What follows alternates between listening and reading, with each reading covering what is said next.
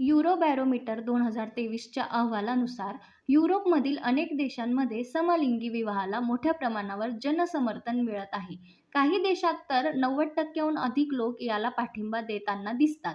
या यादीत टॉपवर आहे नेदरलँड आणि स्वीडन, जिथे तब्बल 94% लोक समलिंगी विवाहाला समर्थन देताना दिसतात.